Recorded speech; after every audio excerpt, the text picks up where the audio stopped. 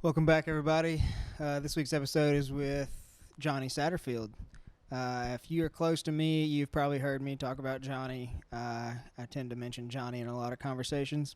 We've been very good friends for a very long time, and that's kind of how we started off the podcast, is how our relationship started. And as you can tell from the title, we get into his stint with cancer and how he came about finding out about cancer and his process through all that, and now he's I believe the assistant video coordinator for LSU football. So we talk about his journey through filming football and how he got to where he is now. We filmed this on Jonny's 25th birthday last Saturday. We had some fun Friday night and woke up and filmed this podcast Saturday morning. So I always enjoy hanging out with Jonny. He is a little brother that I never had, and this episode of the podcast was no different. So if you want some stickers, hit me up. Please subscribe to the podcast. I'm still looking for more subscribers, trying to get to 1,000 on YouTube so I can get monetized there. And yeah, if you have any other suggestions, feel free to hit me up. Let me know what you think about the podcast. Thanks, guys. Peace.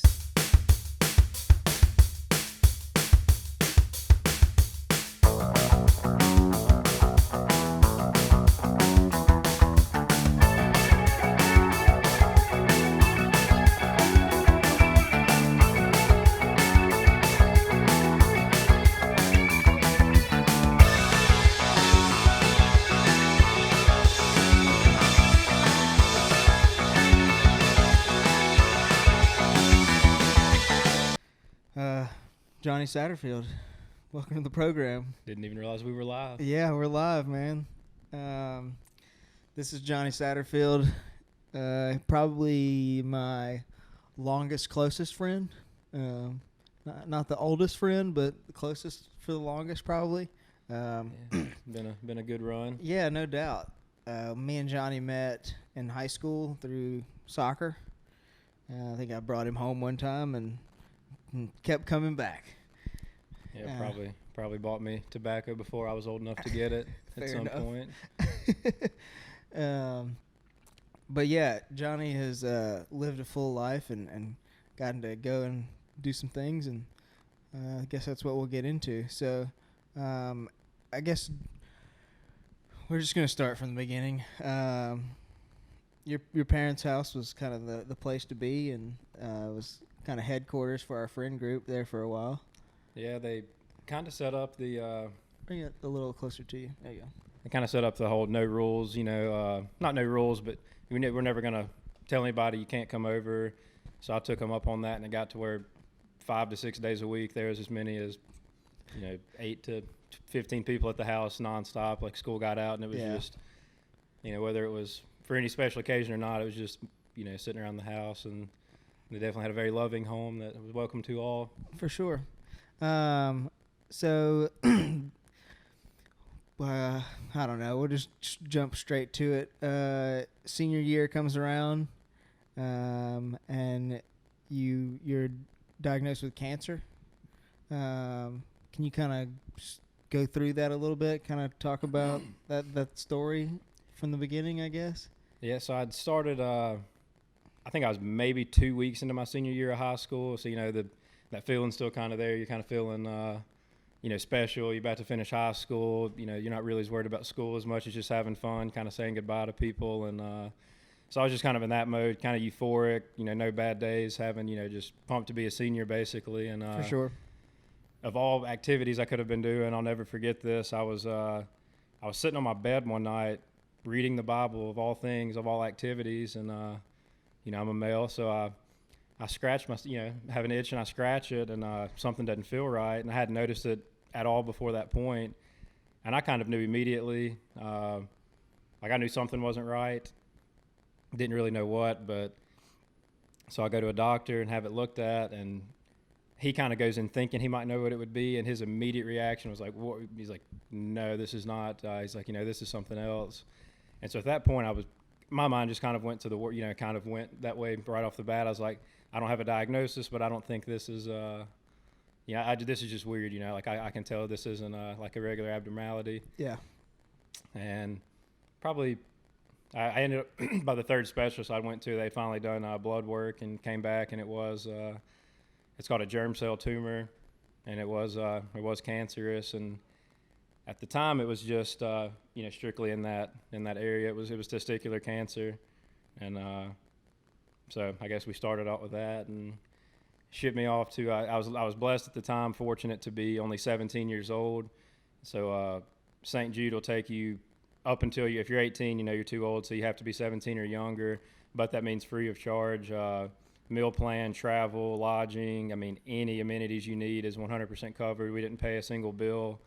Scans, surgeries, you name it. So that was, blessing to my family that we didn't have to really, fork out a ton of money. It was, they definitely, it's a place that performs miracles, and I was lucky to just make it before the cutoff date. No doubt. So that was my freshman year at college, and that obviously, like, our friend group kind of revolved around you anyway, because we were always at your house.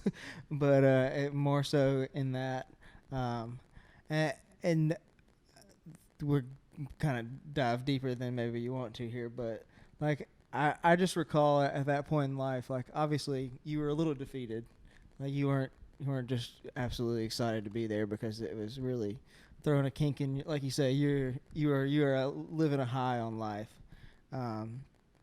and I don't know, I guess I watched you kind of reject people for a little while, and but then obviously things went well, so they removed a testicle. Yes, that shows my left testicle. So I spent 6 weeks in Memphis without a break, without leaving. Got there, ran any scan you could imagine. I mean, that was probably my least favorite part at the beginning, was just, a CT scan after a PET scan, after an MRI, after a back x-ray, then a chest x-ray, then more blood work, and then, just as many tubes and, many needle sticks and tubes and chambers I could have been locked in. It was just scanning every inch of me until they finally, isolated and figured out exactly what the problem was. And, had the surgery, and I don't know if you're getting there or not, but at that point, 6 weeks after, they said, hey, we removed it. Basically, we'll do research on it. This is the least spreadable cancer. They were like, well, you found it extremely early. You reported it as soon as you found it. And they kind of sent me on my way, like, there's no chance this comes back. It didn't spread. We're good to go. Kind of, missed a little over a month of school, and I was sent back on my way to, be a senior and be normal again. That had to be, like, super relieving to hear all that. And it almost happened so fast. Like, at that time, it didn't even really hit me that I had cancer. It was almost just like I was sick, but, like, they were so confident, it wasn't going to be an issue. I was just, 17, young. Like, I had zero mindset of this is going to be bad. Like, I really didn't give it the time of day. And, like, looking back on it, I was like, I really probably didn't even treat it seriously enough. Yeah. I just kind of. Well, I guess that was kind of what I was trying to get to earlier, is like, there was a low point, but then it didn't take you that long to climb back out of it, Yeah. And I guess it was because of how well everything ended up going, for as bad as it was, it went really well. Yeah. It's even funny, like, just the mindset of a 17-year-old. Like, I remember when I was there, like, I missed homecoming week. And, like, I remember I always made videos for the homecoming assembly, and I was in a few clubs that got to interact with it. And, it was just funny that, I'm sitting there, instead of worrying about my health, I was just, like, bummed out. I was missing, like, my senior year homecoming, which, I don't care at all now that I missed it. But it was funny. Like, that was just where my mind was at. I was like, I wanted to, like, make videos. And that was kind of the week of school. You didn't have to go to class. And it was just kind of, BSing around, and like, I vividly remember, like, sitting in Memphis, like, damn, I'm missing homecoming right now. Yeah. So, but I guess after that, I mean, you had to go back a couple different times, like a year or something like that, for just checkups and whatnot. Actually, I hadn't. The diagnosis was in August, and then I would say, like, late October was when I was cleared to go back to school. I was fully back in West Monroe, nothing weird. And I think it was like maybe a month or two was going to be my next checkup. And it was actually just blood work. So I'd been back in school from October it was actually the last week before Christmas break. I remember that. It was like finals week.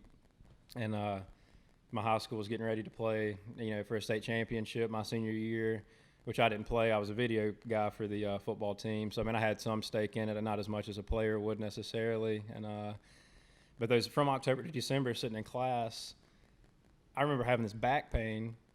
And, like, I only had 4 classes my senior year. And I remember, like, by third and fourth hour, I would just ask my teacher, I was like, hey, can I stand up? I was like, these desks hurt my back so bad to sit in. That was weird for me. And I'm a young, healthy guy, and I'm kind of think like it was just uncontrollable, like lower back pain. And I just remember I'd just stand in the back of a class so I didn't have to sit in the desks. And so it was around December 12th, I think was actually the exact date of 2011. Haven't put 2 thoughts into cancer. I know I've got to go back to St. Jude in a month or 2, but it wasn't a big deal. And I do blood work, and they immediately called me back, and they were like, the cancer markers in your blood are 3 times higher than they were the first time you were here. And so that was kind of like I had beat cancer. I'd kind of had, that there's nothing feels more power, like no graduation, or I don't know if any, so like, if you, someone or you personally like gets to say you beat cancer, it's just a very powerful feeling. And then tonight, sure. Didn't cross my mind. And the next thing I know, it's like, not only do we not know where it's at, it's 3 times worse than it was. So we left. We got that news like 5 o'clock in the afternoon. They were like, no, you literally need to like get in your car immediately and drive. Yeah. And so we did that. We probably got to Memphis at like 1 or 2 o'clock in the morning. At that point, were you still 17? Yeah. Okay. Yeah. So if you had been 18, would it have made a difference? No, at that point, once you're kind of accepted into St. Jude, you're good. There's a thing they call it the alumni list. And I'm actually probably getting close to going on it now because I've been cancer free for, I guess this was year 6 or 7 now. I can't remember exactly, but say if I go a decade with 0 complications or nothing, they'll put me on the alumni list, which means they'll do checkups like every 5 years, but they'll never actually treat me again. So like I'll know if they'll tell me if they find something, but at that point, no. Like if you haven't been cleared for a while, and some people never go on the alumni list. Like some people can have lifelong, if they had a really traumatic, bad childhood experience, or something that's susceptible to come back easier than I guess mine was. Then some people never go on the alumni list and do have life treatment. That's interesting. So you got diagnosed the second time. Yeah. So that time it's all the scans again. Which is the first time they kind of knew what they were looking for. They were just double checking, and this time was like a blind like you have a lot more, just cancer in your blood than you had the first time, and we have no idea where it's at. Yeah. So head scans, brain scans, chest, body, back, bones, you name it, bone marrow. And is that like a multiple thing a day, or is it like days in a row? It'd probably be like 2 appointments a day for like a 5-day period. So probably 10 different scans of any kind you could imagine, with a little bit of blood work in there and a little bit of. And, they're testing hearing, testing my lungs. And, other than that, you're just sitting in a bed? Yeah, pretty much, like, hooked up to an IV and just kind of waiting to be told what the next move is. And that's interesting. So after, the week or so long, however long it takes to get the scans, they tell me I had a tumor on my L4 vertebrae, which was funny because the back pain I was describing was, literally I had a tumor sitting on my spine. And that was the craziest, realization to me, was that I never... just having back pain, it didn't cross my mind. I never would have thought I had cancer again. It was crazy that the same, least spreadable cancer ever had now kind of shifted from the cancer it was into. So there was a spot. I had a small spot in my lungs, 1 spot on my L4 vertebrae, and then actually, as far as size, I had one just in my abdomen. It wasn't really connected to any organ or anything, but I just had a tumor in my abdomen. So immediately they just go into, we think that by the size of them, we think 4 rounds of chemo will knock them out.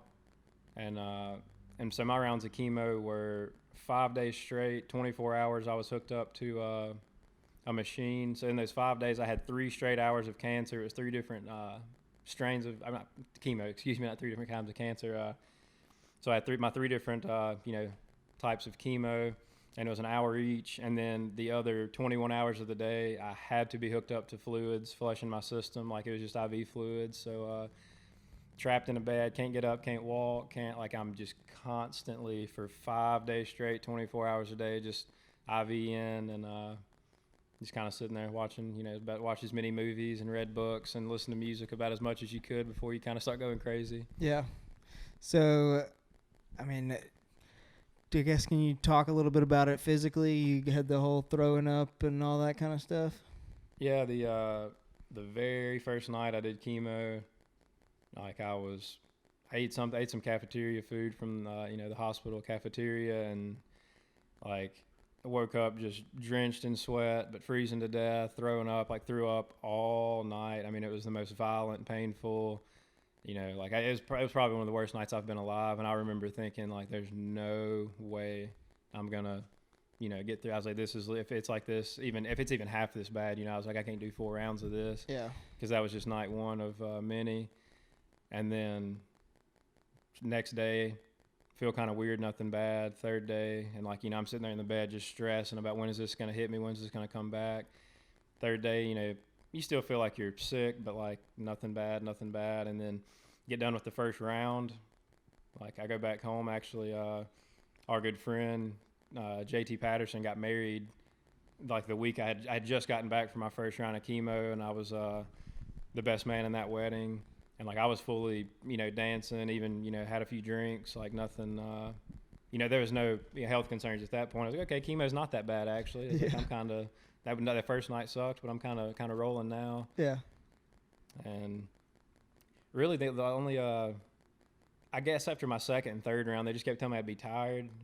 And then, once again, going back to my age, I was like, no, I'm not going to be tired. Like I'm young, active, healthy. I'd played several sports recently and, just been in shape. And I remember going out to like the Beadenhorn ballpark to have we were having a home run derby with tennis balls on one of the old youth baseball fields. And like I had my 10 swings, and I went to the outfield to just kind of shag balls. And like I remember just immediately like getting dehydrated, lightheaded, and like I went to the dugout and like laid down on a bench. And I was like, and everybody's like, "Are you okay? Are you okay?" And I was like, "I'm fine." I was like, "Y'all keep playing." I was like, I literally cannot be on my feet in the sun right now. And I'd never been I felt like I just ran a marathon, and I had been standing for like 10 minutes. And at that point I was like, okay, like you can kind of maybe this is affecting me. Yeah, it's like you can sit around a bonfire and you can grill out and kind of tailgate an atmosphere, but I was like, maybe let's not go do physical activities while you're in the middle of this. Yeah, that's interesting. I guess it's interesting that it took you that long to figure it out, And it could have been that was the first time I had tried. Right. And but I don't know. Like that day definitely taught me. I was like, I'm not going to try again. So. That's funny. So 4 rounds of chemo, and you went back, and what was the results? So I had the initial surgery, first round. When the second round it came back, so I had another surgery on my chest to put in a port. I'm sure a lot of people know what that is, but it's just basically a valve that goes straight into your heart, into one of your blood vessels in your heart. So instead of getting an IV and sticking my arm constantly, it was this knot kind of sticking out of my chest, and they would just stick that with the IV. That's really, really weird to see it in person. It looked like I had a tumor in my chest. It's like a pin pad, like you hold needles in. Yeah. Like, I don't know, it's strange, but it's like under your skin. It was to the purposes. It was a quicker reaction. Like as far as whether it was drawing blood or actually giving you medicine, it just went straight into your vascular system quicker than through your arm or another blood vessel. And then the second thing was it was just supposed to reduce the pain of of just not getting stuck in the arm. It was supposed to be a little bit more comfortable in your chest. So now I'm 2 surgeries in, and I do the 4 rounds of chemo, and the back immediately feels better after one round. Pull the mic closer to your face. Yeah. Like literally 1 round of chemo, and I could already tell the tumor on my spine had shrunk. So when I get done, I'm through 4 rounds. Absolutely don't have another one in me. Like I was told 4, and I was like, I'm holding y'all to that. I don't have any more left in me. And so they tell me, they're like, that spot on your abdomen, they're like, we're not seeing. Basically like the cancer markers were really low but still there, and they're like, this isn't serious, but like this tumor hasn't shrunk. We're going to do 1 more round of chemo. And they said, if not, we'll try surgery. And I was checked into the hospital, admitted 10 seconds from starting that 5th round of chemo, and the doctor walked in, and I was like, will you do surgery first? And he was like, what? And I was like, dude, I don't want to do this. I was like, if it doesn't shrink it and we're wasting time, I was like, you're going to have to take it out anyway. And I was like, how about we do surgery? And then, if my cancer markers are still high, we'll do.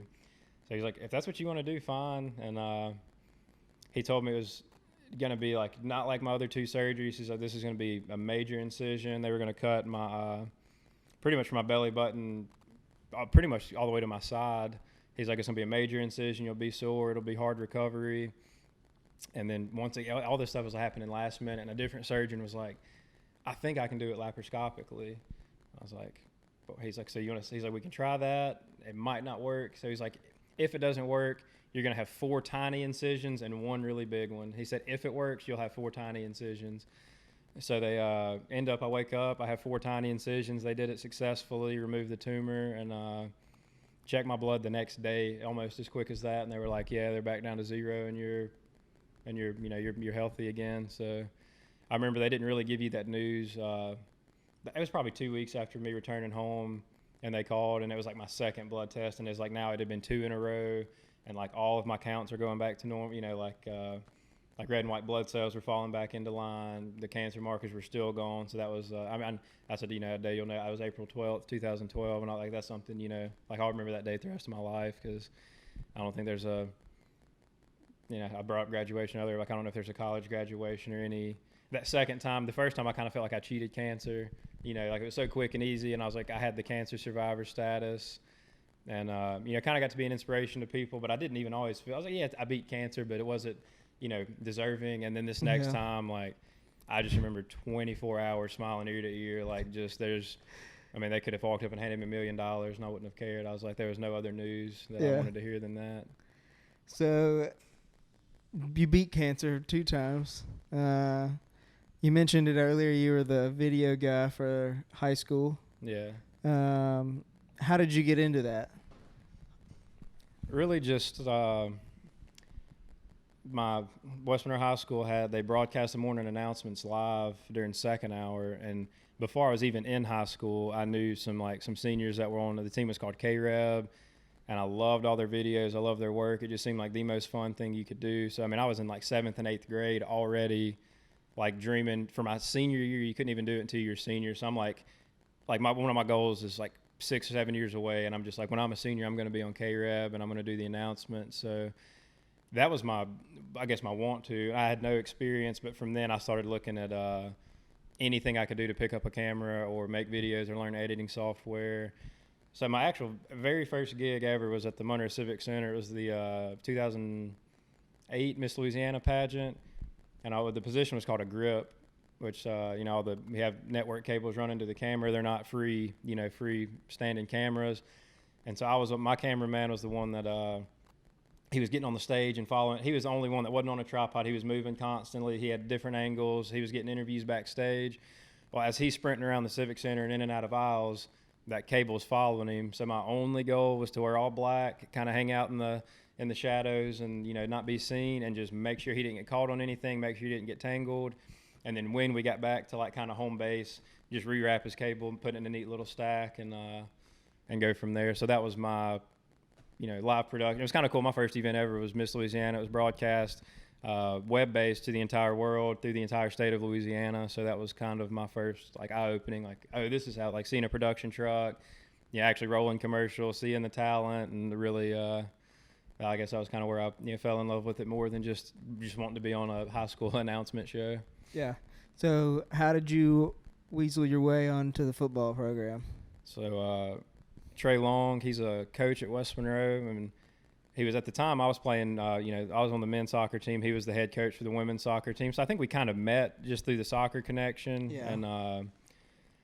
And he was responsible for all of the coaches' film for West Monroe football, which, local people know that is, it's a state championship winning program, generates more money than the school does itself. It's a big deal. So it was a serious job. And he wasn't even necessarily trying to pull me away from soccer by any means.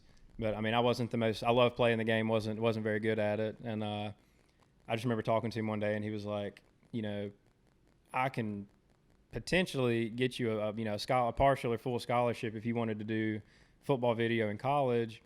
he's like, I know you love soccer, but he's like, that's not going to take you anywhere. I'm not, I mean, you can do both. I'm not encouraging you quit. Yeah. But all it took was him saying that, and my brain started running, and I was like, well, if I'm going to go after a scholarship, I need to, focus on it 100%. I was still playing JV soccer, and by this point, I was like going into my junior year, and I hadn't even really bumped up to varsity. I got a few minutes a game, and I was like, well, you know what? He needs help. I like doing video. I love football. I was like, so I'm just gonna. So at that point, I had quit soccer and just transitioned over to filming for the football team full time. And how long did you do that? So my entire junior year, I didn't miss a practice, and he actually taught me the software to share it as well. So I would shoot it from every angle they wanted that day. I'd walk in, they'd have a schedule on a whiteboard, and he kind of got to where he trusted me enough that he didn't even really watch me, or like he taught me how to do it, and I just kind of ran with it, which I liked the responsibility of it, and it gave him a break after he had just had a full day teaching and kind of helping the specialist out at practice.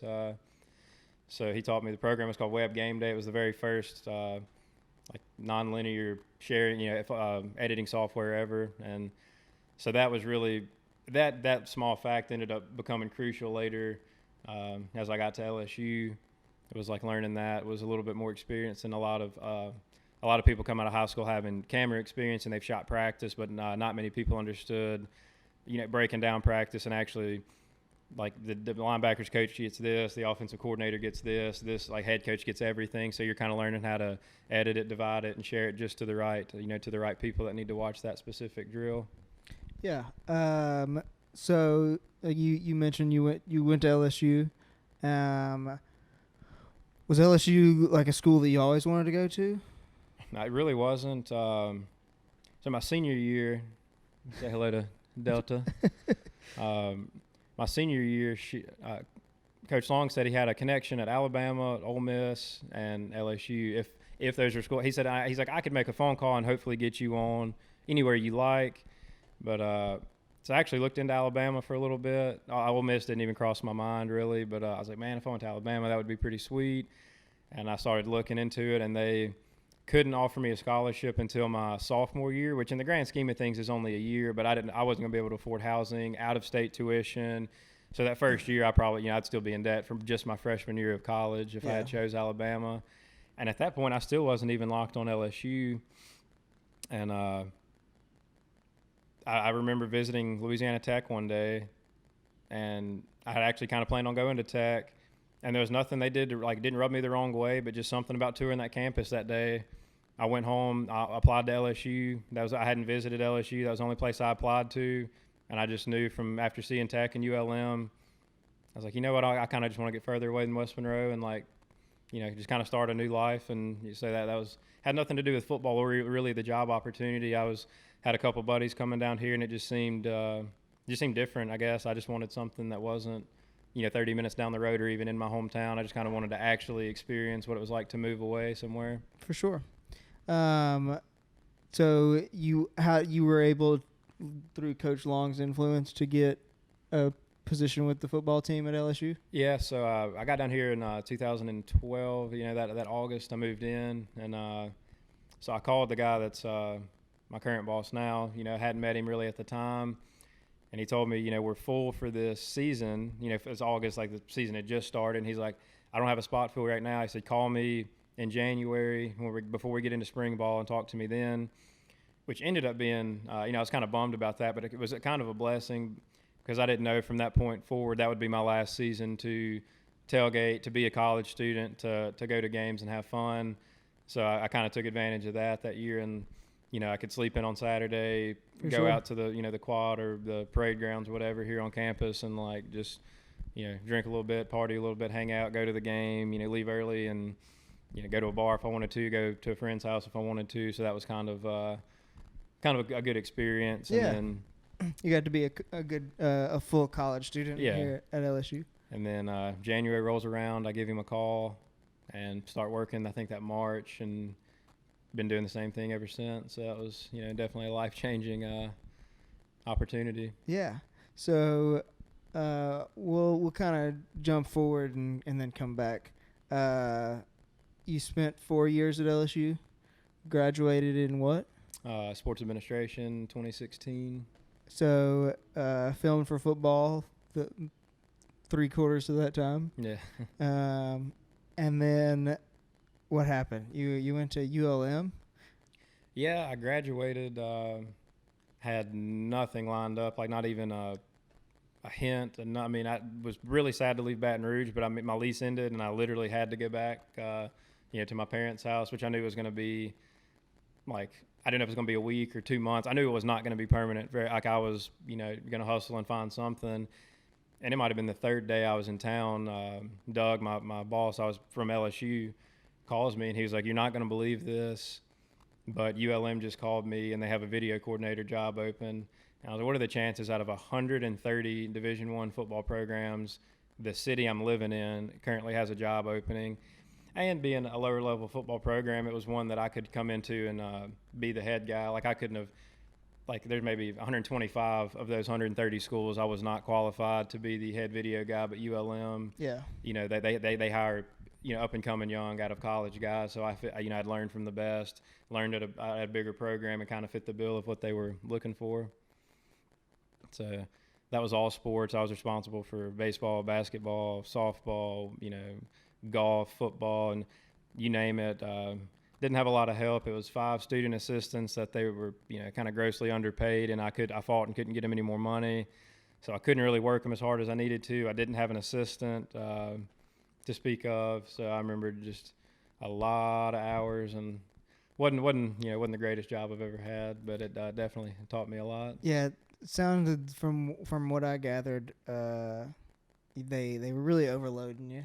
Yeah. And like you said, didn't really give you a whole lot of help, and it just quality of life took a real downturn. And it's nothing that it's nothing bad about ULM, but I mean a budget's a budget, Yeah. and they don't have the money to. They couldn't pay me more for the work I was doing. They could not pay for an assistant, and they couldn't give my students more than minimum wage 20 hours a week when they really were probably working, 30 to 35 hours a week, just because football's a demanding sport or job, however you'd like to look at it. There's a lot of hours involved with it. For sure.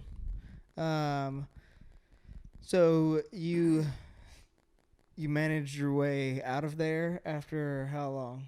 9 months. 9 months. I get completely through the season. I've made it through basketball and women's basketball season, and we're just really kicking off baseball and softball.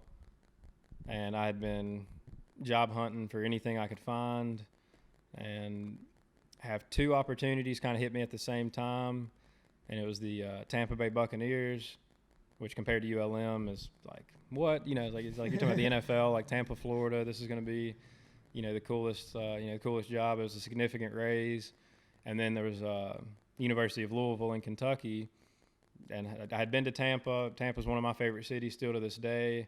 One of my current goals even still is to kind of get into the NFL. It's something I've seen a dominant high school level, a dominant college level. I just kind of want to see, the third level of football that I haven't seen yet. And so that ends up not working out. The guy calls me. It's looking almost like a done deal, and this like super candidate from out of nowhere, and I told him, I was like, man, I'd have hired that guy too. I was like, I wouldn't have hired me. Like that guy is better and more experienced at this job. So then all signs are pointing to Louisville, a state that I've never even touched the state of Kentucky. Don't know anything about it. And the best part was they said, pack clothes and sheets. We've got a furnished apartment you can live in until you find a house. We need you here in 3 days. So go break the news to the head coach, who I had a great relationship with, and that was leaving on horrible terms. But football's there's no loyalty in sports. People say that is the most true thing. I tried to do it as gracefully as honestly as I could, but at some point, leaving in 3 days is leaving in 3 days. And what was the position at Louisville? So it was assistant video coordinator. So was it just football or? Yeah. Strictly. So in my mind, and this isn't like from a lazy standpoint, but in the grand scheme of things, I went from being the director of the department to the assistant. I went from doing every sport to only doing one sport, which was the sport I was wanting to do anyway, and there was a raise involved. So I was like, the workload went down significantly, and I got paid more, and the brand of football is better. It's the ACC. They have the reigning Heisman winner. ULM might have had 2 people drafted in the last 5 years, whereas, I was like, I literally get to go watch Lamar Jackson play college football. So for sure. And not everybody's a sports fan, but if you are, you would be excited about, getting to work in the same building as Lamar every day as well. Yeah. But like you say, it was your first job at ULM, and yeah, I actually signed when I was 21, so I was like, man, I was young. I turned 22 like right when the job started, but I didn't mean to cut you off, but I've thought about that. And I was like, man, I was a kid. That's exactly what I'm talking about. Yeah, I was like, I was a kid, and that was kind of a crazy job. So yeah, and like you said, you were significantly bettering your situation by leaving there. Yeah. In every sense of the way. So, I don't think that anybody should knock you for that. But you get to Louisville. Louisville's a very different place than Louisiana. Or Kentucky, I guess I should say. But, I guess, can you talk a little bit about your experience there? I know you don't want to give it all away. And I just moved away from Louisville 3 weeks. Tomorrow will be, tomorrow will be the 3rd week since I've been gone. And the most life-changing place I've ever moved. Cried when I left. It was a very heartwarming city, culture there, the bourbon drinking, the horse racing, just the things that they hold dear to their hearts. It's a very special community.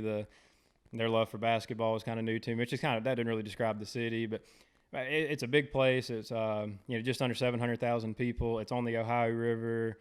I was extremely close to Indianapolis, Cincinnati, Nashville. So I traveled to all these cool places I hadn't been. I've been to Cincinnati multiple times now after it had never really gone to Ohio either.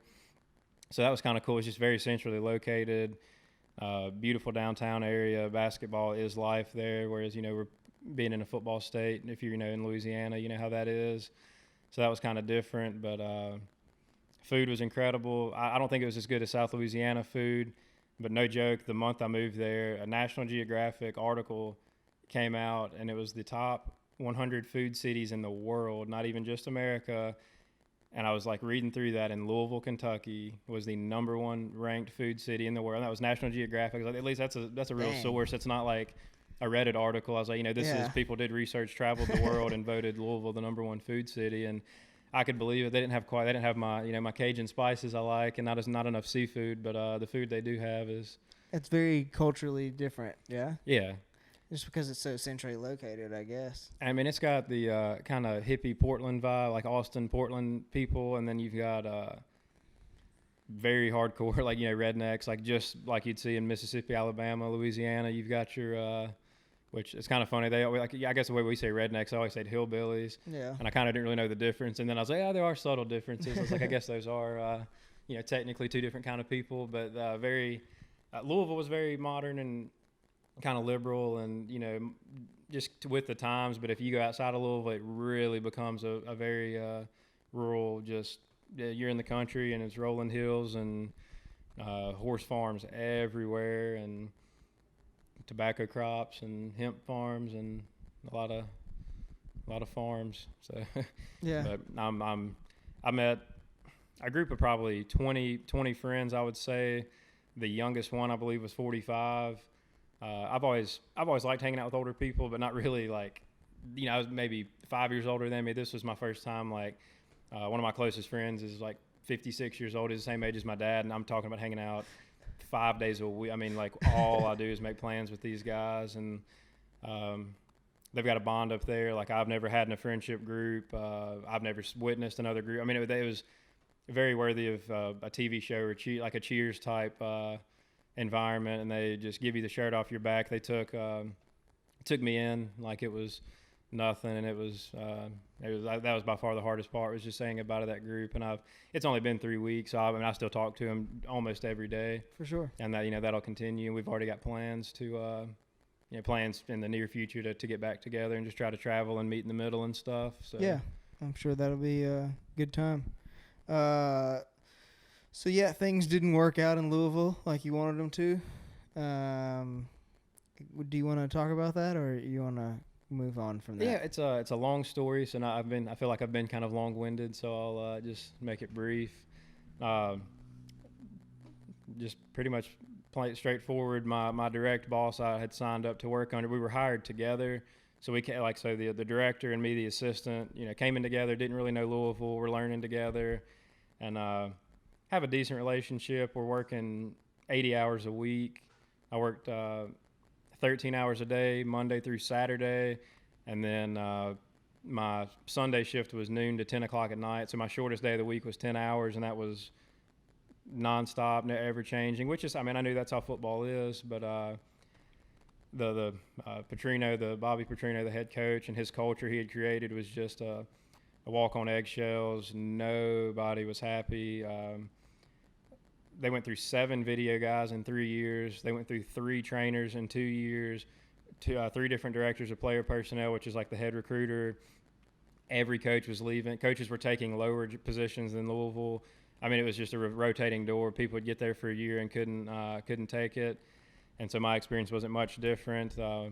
My boss I was speaking of just wasn't really in a position for leadership. And if you're spending that much time at a place, you've got to, work is work. It's not supposed to be fun. But if you're spending that much time, you've got to enjoy a little. I was literally living there, eating 3 meals a day there, and absolutely miserable. And, you've got to, if it's a 40-hour week job, I can be miserable, go home and have my weekends, but this wasn't the case. So, you say 13 hours a day. Was that filming, editing, sending, what were you doing on a regular basis? So the morning until around 2 o'clock, you just receive film. Coaches have insane requests. They'll walk up and say, I need Arkansas State punting from 2007. And I'm like, how am I supposed to find that? Obviously I can call Arkansas State, but they probably don't even have their 07 film accessible. And so that's kind of the day. And two, if we're the IT guys, so it's not just video. The coaches know nothing about technology, and a lot of them are older gentlemen who have just. If the printer's not connected, we had people complaining that they had lost their iPhone password and couldn't get into their iPhone. And I was like, well, it's I didn't set it for you. What am I supposed to do here? So we were basically just general IT guys. Practice would start around 2, and then practice 2 to 5:30 or so. Come in. The coaches expect as soon as practice ends, they take a shower, go straight to their offices. 15 minutes, and they expect the entire practice. They want it cut up, trimmed, shared. They want to sit down at their desk, click a button, and if it was the last period of practice that just ended and that's what they want to watch, that needs to be in the system and done. So we're just flying through it, going crazy. A single mistake is the end of the world to them, so it's got to be perfect, that's my favorite part of the job. I love the pressure of and especially student workers, they're 17, 18, 19, they're going to make mistakes. They're going to shoot a text while they're filming and miss a play. They're going to start late. They're going to shoot the wrong thing until you get them really, groomed. And so I just kind of and technology fails all the time. So there's so much user error. It's just kind of a fun, putting out fires, where anything goes wrong and it's the end of the world. And at the end of the day, it's you missed, you were 5 seconds late on 1 out of 60 plays in 7-on-7, and it's not. It was a third string. It was a third string wide receiver that dropped the ball. It wasn't even a good, But there's no excuses for missing. So I just kind of like the pressure of getting it done. That's cool. A lot of traveling. I've gotten through LSU, ULM, and Louisville. I've been to Albuquerque, Los Angeles, Tampa, Jacksonville, Syracuse, New York. I've gotten to go to the Cooperstown Baseball Hall of Fame through football. Obviously, anywhere in the South, you can, Florida Gators, Auburn, Bama. Just really traveled to some Boone, North Carolina. I had never been to North Carolina, and in one football season, I went 4 times. So, it was after having never seen a state, I've been to Raleigh, Durham, Boone, all these different cities in the same state, and so that's the rewarding part of it. Yeah. So now back at LSU, you had some time in between there where you were doing some odd jobs, but back at LSU. So we'll jump back to your college time at LSU. I guess talk about just your experience, kind of being a part of the team, and maybe talk about some memorable games or a season or whatever. Yeah, I'll never forget my first day because it was Zach Mettenberger was a senior, and Odell Beckham and Jarvis Landry were juniors, but you knew they were leaving. And I was 18. I walk in, and like the first thing you see is these guys warming up. And first, you don't realize how big they are. And like, I mean, some of these linemen, I mean, I had never seen human beings this big. It was the first thing that shocked me. Like, you see them on the field and on TV, and then I'm just a 5'10", 170-pound 18-year-old, and I walk in there and just like Shelby, wide-eyed, definitely kind of fangirling. Like, I just see Mettenberger, and I'm like, oh my God, that's him. And I'm not reacting like mentally. I'm like freaking out, but I know I've got to be professional. Yeah. But it was extremely difficult. I was just like, oh, like that is, like my first drill I ever filmed. And they post it on social media all the time. It's called Big Cat, and it's like just a small little contact drill. And I was on the ground shooting it, and didn't really even know who Jarvis Landry was. I just knew he was a decent receiver. And, like, he was real bubbly, talked to everybody, but it's my second practice, and he just, like, puts both of his hands on my shoulders, and I'm filming, like, kind of timid, like, staying back, and he just grabs me and, like, just shoves me into he's like, get in there, boy, and, like just pushes me, forces me into this drill with, like, contact going on, and I'm just like, what is happening right now? And now he's on SportsCenter every single day, and like on the up and coming Cleveland Browns. So that was just my very first LSU football memory was Jarvis Landry like shoving me into a drill. That's awesome. Just because he could tell I was nervous, not even like to be funny. Like he was just trying to get me like used to it. Yeah, that's funny. I mean, obviously watching Odell's career was cool, and then at the year he leaves, Leonard Fournette comes in, so I got to see his freshman and sophomore year, and. I'll never forget the Auburn game. I snuck Devin, my old roommate. So I literally gave him my work clothes and a pass, and I handed him my tripod, and he just walked in the stadium. So security thought he was working with us, and he just snuck right in. And then as soon as he got in, he handed me my pass back and went to the student section. And he had never been to Death Valley, so it was kind of cool getting to see his face after he got to watch his first game. And I think Leonard rushed for 250 yards. And he had lived in Baton Rouge for some time at that point. Had. And that was probably one of my favorite games. Texas Bowl, watching Pat Mahomes play in college before he became future Hall of Famer Pat Mahomes. I remember with Leonard on the field, I had seen Odell, and I vividly remember saying that's the best college football player I've ever seen. And he still didn't have as much hype, so it's been kind of fun for me to watch his career. And we beat him. We beat him by 30 points. Like, it wasn't even a close game. He was had a bad offense, was running for his life, but I was just remember being insanely impressed with how good that guy was. And then, like I said, at Louisville, nothing beats watching Lamar. So I've had a cool football experience just in that I've seen Odell, Leonard, and Lamar. Those have been the three most exciting players really since 2013 to now. Other than Johnny football in there, and like that's pretty much the coolest guys that have been in the sport. And I've actually got to be in the locker room with them, see how they are. Are they quiet? Are they funny? Are they kind of assholes? You kind of get to see their personalities and learn how they deal with the pressure, and kind of see them. They just got out of high school, now they're on TV all the time, and they're surely getting money from somewhere, and like just living a different life than me or you do, or probably ever will. And it starts for them as young as the day they graduate high school. Yeah.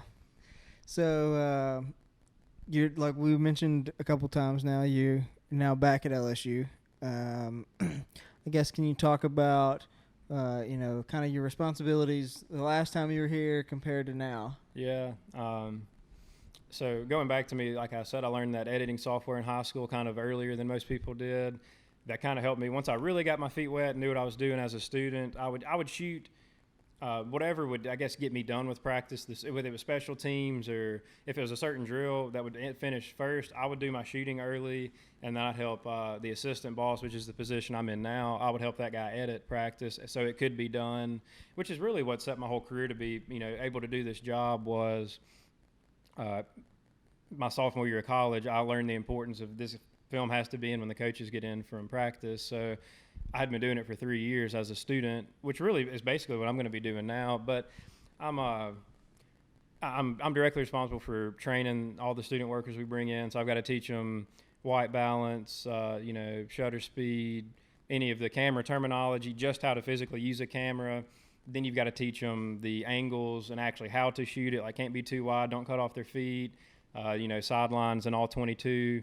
end zone, you only get the box. Like, you've got to teach them, you can never shoot end zone wide. You can never shoot sideline tight, just different stuff like that. And then I'll be doing the same thing. We drop SD cards multiple times during a practice. Like, every student will drop. So, like, the whole time practice is going, it's coming in. So you're just kind of double working to where when practice is over, you've only got one small chunk left at the bottom of the schedule to get in.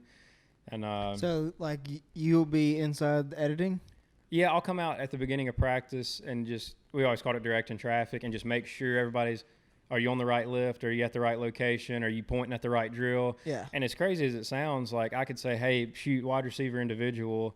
And like you have students that are in this job, and not many, but I might have a student that wasn't a football fan that might just like cameras, and like he might be shooting linemen, and you say, like, the two most different body types on the field. Yeah.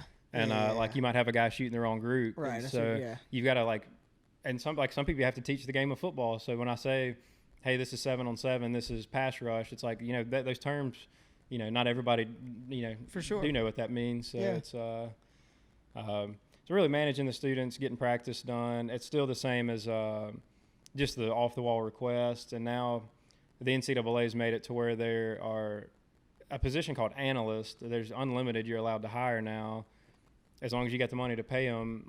So they're not allowed to have a whistle. They can't coach at practice. They cannot run position meetings, but they can work full time. They can data analysis, film breakdown, game planning. So it's basically like every coach has an assistant coach. And we spoke about this yesterday, but we've got one guy's got 30 years NFL experience. One guy was the defensive coordinator for the Miami Dolphins. One guy was a head coach in the Alliance of American Football. One guy was the defensive coordinator at New Mexico. One guy was the offensive coordinator at University of ULL. I'm not going to call him UL, or just Louisiana. And ULOL.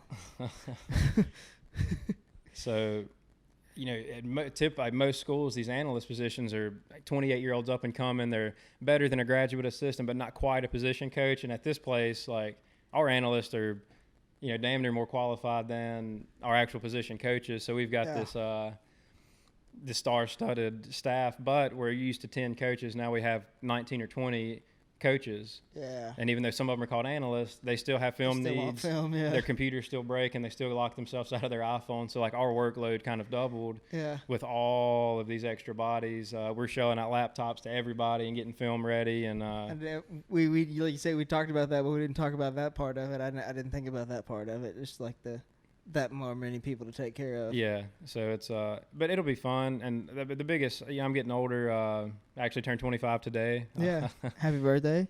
So I feel like just the difference in me at ULM at 21 to me now is like, I feel like it was a decade ago, just as far as how much I've learned and experienced. For sure.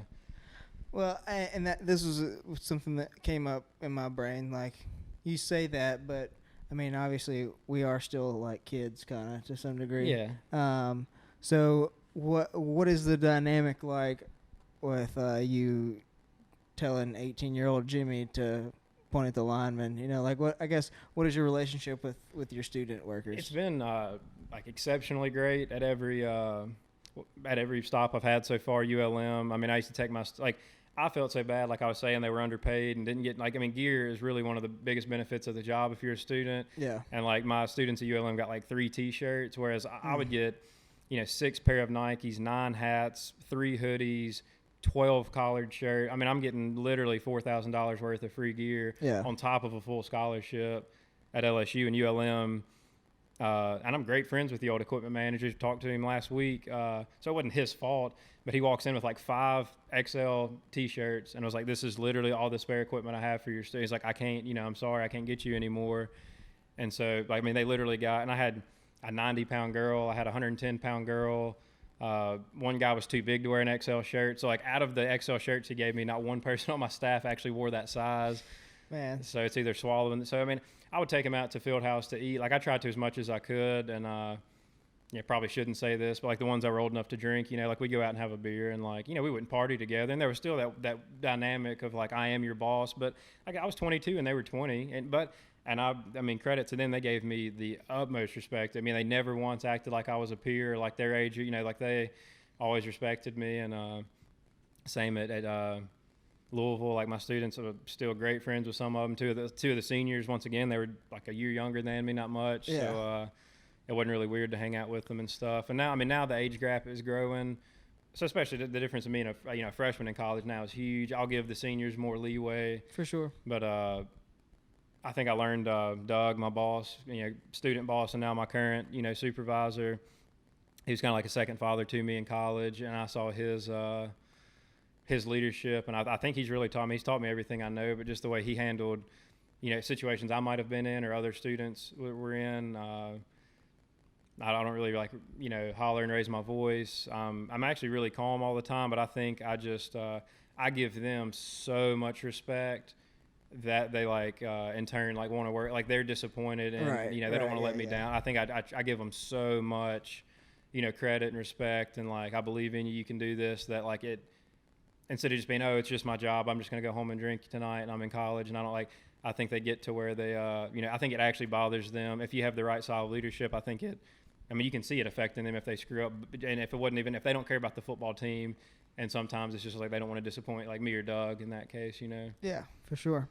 Which shows character on their end. Yeah, but I guess it shows maturity on your end to be able to see that you not being a jerk goes a lot better, works a whole lot better. Yeah, and I've even not this is cool, but I fired 3 students. I fired 2 at ULM and 1 at Louisville, and that wasn't even a hooping and hollering. It was just a very calm I've given you 9 warnings. You clearly don't care about this, and I even told you if this happens again, you're gone. And you just got to let people go sometimes. But I still don't get worked up about it. At ULM, I was short 3 times, and I've described how shorthanded I was, and I was it was easier for me to go on without those 2 guys occasionally showing up than to have them there.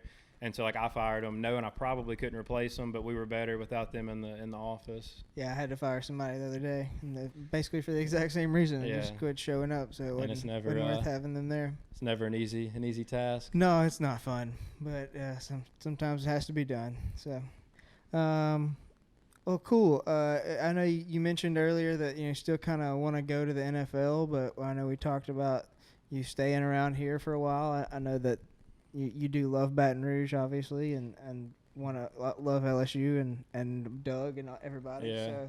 So, I guess what do you think the future holds for you? God knows how much time Doug will stay in the job. He's not even 50 yet. So, obviously he'll be here for a while. I'm happy here. There's nothing I love more than, helping LSU win. If I have to put 80 hours in for a team, I want it to be the Tigers, and nothing I'll never not have chill bumps in Death Valley on opening kickoff. That's something that still makes me feel like a little kid. So yeah, I'm happy here as long as they'll have me. If I stay here for a decade and Doug ends up retiring, I would be gunning for that head spot. If not, I'm kind of at the lucky position. I'm financially stable right now, have no needs, and I'm kind of the point I can wait and be extremely picky if the NFL comes around. Instead of being in a position to have to jump on it or to need it, I can wait until it's the exact team, the exact city, the exact money, So I'm kind of happy that, and that's not trying to be conceited upon I'm just saying I'm lucky that I can. Yeah, you are happy in your position. I'm not out of work, and if the Raiders called me and offered me $25,000 a year, I wouldn't freak out and go take. It's I can wait until I get the money I want, and I can pick the Denver Broncos or the Tampa Bay Bucks or a seat. I'm not going to go to Buffalo, New York. I can, I can wait until Jacksonville Jaguars have a job open or the Pan, or just because I'm all about the city as much as the team, and I love. Obviously, I packed up and moved to Louisville in 3 days, and I packed up and came back to Baton Rouge in a couple of days. So I'm willing to live anywhere, go anywhere, and do anything. So that's one of my favorite parts about the job is it's traveling involved in the job, and then obviously moving a lot outside of the job. So for sure. Well, I think we're gonna wrap it up there.